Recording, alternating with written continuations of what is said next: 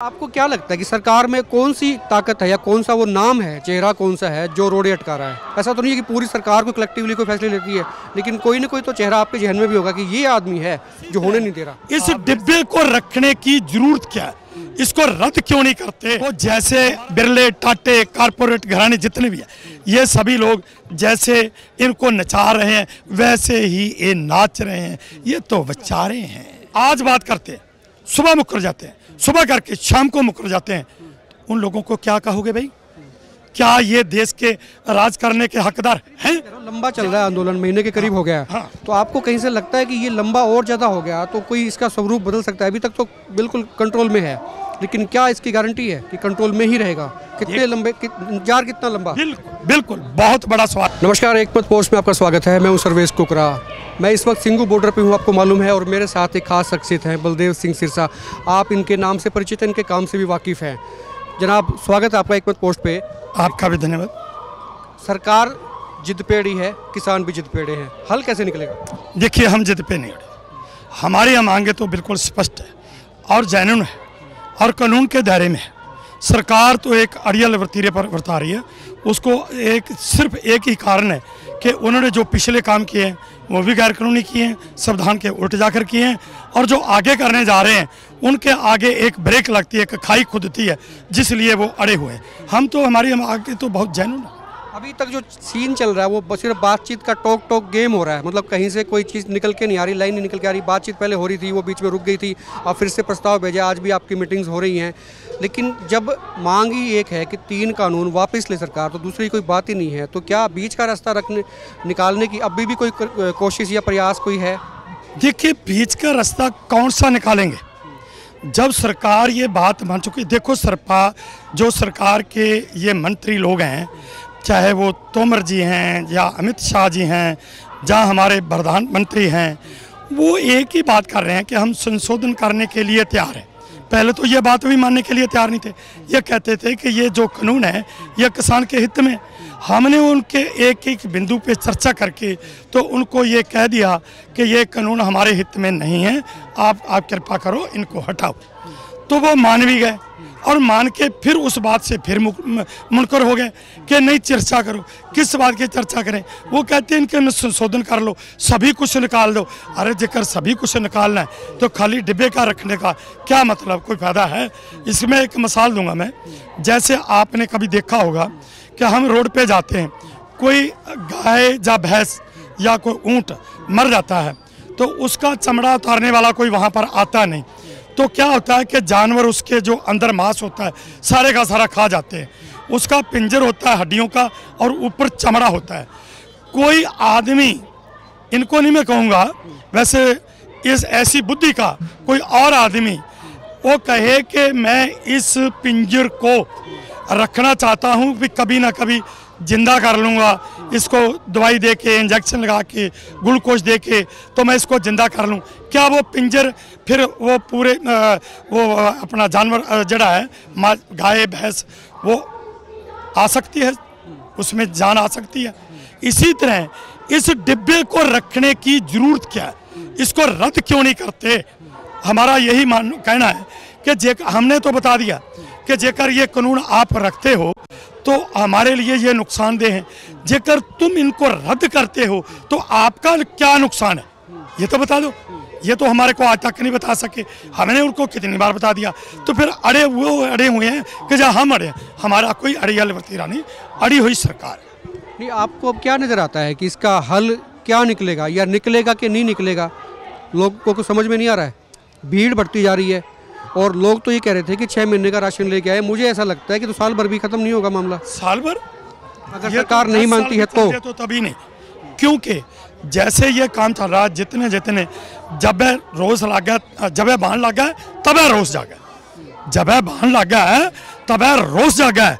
ये जैसे जैसे हमारे को मतलब के और यहाँ पर मतलब के टाइट करेंगे, हमारे पर ये जैसे हमारा मंडी प्रचार करेंगे, ऐसे वैसे ही जो लोग हैं, सभी लोग, ये नहीं है कि यही आदमी अक्लमंद है। क्या हमारे देश के जो वकील साहबान हैं, जो राइटर हैं, जो बुद्धिमान, जो रिटायर्ड जज हैं, वो क्या सारे बुद्धिहीन हैं? यही लोग बुद्धिमान हैं? फिर इससे आगे चले जाओ कि जितने धर्मात्मा लोग हैं, या हिंदू धर्म है, जैन धर्म है, या ईसाई धर्म के हैं, मुस्लिम धर्म के हैं, सिख धर्म के हैं, वो भी सभी लोग। अच्छा, आपको क्या लगता है कि सरकार में कौन सी ताकत है या कौन सा वो नाम है, चेहरा कौन सा है जो रोड़े अटका रहा है? ऐसा तो नहीं है कि पूरी सरकार को कलेक्टिवली कोई फैसले लेती है, लेकिन कोई ना कोई तो चेहरा आपके जहन में भी होगा कि ये आदमी है जो होने नहीं दे रहा। एक तरफ तो मोदी है, एक तरफ अमित शाह है, सज्जी तरफ दाईं तरफ मोदी है और बाईं तरफ अमित शाह है। मोदी के गल में रस्सी है, वो अबानी के हाथ में है, एक हाथ में डुगडुगी है, दूसरी एक रस्सी अमित शाह के हाथ में, वो अडानी के हाथ में रस्सी है और एक हाथ में डुगडुगी है। क्या मतलब? जैसे मदारी आता है। मतलब आप ये कह रहे हैं कि मोदी इनको जैसे नचा रहे हैं अबानी अडानी, मोदी इसमें इनोसेंट है, आप ऐसा मानते हैं?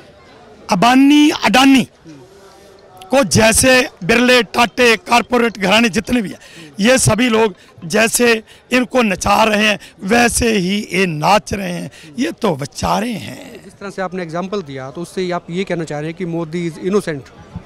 देखियो, मैं स्पष्ट कह रहा हूँ कि ये जो कुछ है उनके इशारे पर नाच नहीं रहे, जेकर नहीं नाच रहे तो मैंने तो पहले भी ऐसे तरह, जब मैंने वो फ्लेक्स बोर्ड लगाया था उस दिन भी एक मेरे पास चैनल आया था, तो उस दिन मैंने स्पष्ट कहा था मैं तो इससे भी आगे हूँ, लेकिन वो बात मैं आज नहीं कहनी वहाँ। हाँ, आज नहीं कहूँ, थोड़ा सा मेरे को इन पर तरस आता है। फिर भी लोगों ने प्रधानमंत्री और गृह मंत्री बनाए हैं, तो इन लोगों की ये एक बात बताओ, जो लोग आज बात करते हैं सुबह मुकर जाते हैं, सुबह करके शाम को मुकर जाते हैं, उन लोगों को क्या कहोगे भाई? क्या ये देश के राज करने के हकदार हैं? क्या ये पब्लिक नहीं है? इनको जो आज अवार्ड दिए जा रहे हैं, क्या इन अवार्डों के ये हकदार हैं? हमारे सवाल का भी तो जवाब देना। हम आपके माध्यम से उनसे सवाल करते हैं, आप तो मतलब कि हमारे सवाल का जवाब नहीं देंगे, क्योंकि आपने तो हमारे ऊपर सवाल करने तो माध्यम है सर, आपका जवाब वो देंगे और उनका जवाब आपसे लेंगे। देखिए, मैं पहले कह चुका हूँ कि आपसे नहीं हम मांग रहे, आपके माध्यम से उनसे मांग रहे हैं। मैं उनको चैलेंज करता हूं, जो उनमें हिम्मत है तो मेरे चैलेंज को करें कबूल, डिबेट कर लें। वो जितना मर्जी बुद्धिमान आदमी मेरे साथ में बैठा दें, जौन से मर्जी चैनल है, वो सवाल करे जवाब मैं दूंगा, मैं सवाल करूं जवाब वो दे, फैसला जनता करे। बिल्कुल डेमोक्रेसी में होता है, अमेरिका में तो पैटर्न भी है कि दोनों नेता जो हैं बोलते हैं, जनता डिसाइड करती है। जनता फैसला जनता करे, जेकर उस फैसले में मेरे को ये झूठा साबित कर दें, हरा दें, तो मेरे को जो भी सजा बनती है उससे ज्यादा दें। जेकर वो मेरे साथ डिबेट में नहीं आते तो फिर इसका मतलब कि जो मैं कह रहा हूँ सच है, फिर उनको सजा नहीं, वो एक काम कर दें जो उनके बस क्या है। ये जितने लोग बैठे हैं ना, इन लोगों की मांगे जो है पूर्ण तौर पे, जैसे तीनों खेती कानून रद्द, बिजली शोध बिल रद्द और पराली का संबंध में बड़ा कानून रद्द और एमएसपी पूरे भारत में लागू कर दें, तो ये लोग घर को चले जाएं। एक मोदी जी और खेल खेल रहे हैं, राजनीतिक चाल खेल रहे हैं। वो क्या है? इन्होंने एक किताबचा लिखा जो हमारे घर पे पहुंचाया, उसमें लिखा कि बीजेपी सरकार ने सिखों के लिए क्या क्या किया, वो हमारे फायदे गिना रहा है कि हमने ये किया, हमने वो किया। और एक बात उसने और बड़ी की है कि वो रकाबगंज गुरुद्वारा साहब के गए। मैं स्वागत करता हूँ उनका, गुरुद्वारे आने का विरोध नहीं करता, स्वागत करता हूँ। मैं मोदी जी को एक सलाह देता हूँ, मोदी जी आप देश के प्रधानमंत्री हैं, लोगों ने आपको वोटें डालकर चुना है, जेकर आप वाकई ही गुरु साहब का सत्कार करते हैं, मान करते हैं, तो फिर उनकी खुशियाँ लेने के लिए, उनका आशीर्वाद लेने के लिए आप ऐसे करो कि ये जो लोग हक जो जायज़ मांगे हैं इनकी, उनका ऐलान कर दो। तो जो हमारा ये पो का महीना है, इस महीने में दिसंबर के महीने में हमारा, जैसे आज हमने यहाँ पर बड़े साहबजादों का शहीदी पुरब मनाया, छोटे साहबजादों का 27 तारीख को उनकी भी जो सभा मना रहे हैं, तो इनको ऐलान कर दो। मतलब हम जायज मांगे मान लें। आप ये कह रहे हैं कि जो पुरानी यादें या खराब यादें हैं वो साल के साथ में एंड हो जाएं और नए साल की जो शुरुआत है वो ठीक से हो जाए, सब अपने घर चले जाएं। बिल्कुल। दूसरी बात मैं कह रहा हूँ, लंबा चल रहा है आंदोलन, महीने के करीब हो गया है, तो आपको कहीं से लगता है कि ये लंबा और ज़्यादा हो गया तो कोई इसका स्वरूप बदल सकता है? अभी तक तो बिल्कुल कंट्रोल में है, लेकिन क्या इसकी गारंटी है कि कंट्रोल में ही रहेगा? कितने लंबे जार कितना लंबा? बिल्कुल बहुत बड़ा सवाल है तुम्हारा। ये जो सवाल आपने किया है, इस सवाल पर हर आदमी को सोचना चाहिए, खास करके सरकार जिनके हाथ में। देखिए, हमने जून से चले, कितना समय हो गया, आज तक हमारी तरफ से किसी को एक फूल तक नहीं मारा गया, पत्थर तो दूर की बात। 2 महीने हम रेलवे ट्रैक पर रहे, शांतमय रहे। 1 महीना यहाँ पर हो गया, शांतमय चल रहा है, और आगे भी हमारी तरफ से शांतमय रहेगा। रही बात सरकार की, सरकार ने आज तक कैसे कैसे कौन से हथकंडे अपनाए हैं, वो सब मैं आपके सामने ला चुका हूँ। लड़के पकड़वाए, और इसी तरह मतलब के यहाँ पर शराब आई, और कैसे कैसे ये स्टंटबाजी कर रहे हैं और हमारे को बदनाम कर रहे हैं। कभी कहते हैं कि ये खालिस्तानी हैं, कभी कहते हैं ये कांग्रेस के एजेंट हैं, कभी कहते हैं नक्सलाइट हैं, कभी ये कहना शुरू कर दिया कि इनको फंड आता है। अरे हमारे को फंड आता है तो आओ तुम भी हमारे साथ आ जाओ, तुम भी हमारे फंड से हिस्सा ले रहे हो। सवाल थोड़ा नटसल में था कि भाई वाकई इसमें ऐसा लगता है, अंदेशा कोई हो सकता है। एक बात, लेकिन अब इन्होंने क्या कहना किया कि ये पाकिस्तान और चाइना इनको चला रहा। मैं एंड कर रहा हूं, मैं इनसे पूछना चाहता हूं कि जेकर हमारे एजिटेशन को पाकिस्तान और चाइना चला रहा है, तो फिर ये यह बात बताइए, जो देश के बाकी लोग हैं जो हमारी सपोर्ट कर रहे हैं, उनको सबको छोड़ दो। यूएनए भी तो हमारी सपोर्ट कर रहा है ना, क्या यूएनओ को भी पाकिस्तान और चाइना चला रहा है?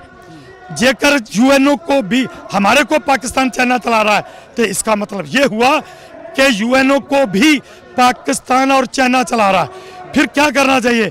भारत सरकार के मोदी जी को मैं कहना चाहता हूं कि आप यूएनओ से रिजाइन करके वापस आ जाएं, तो हमारे को जो भी इल्ज़ाम लगाएंगे फिर देखेंगे।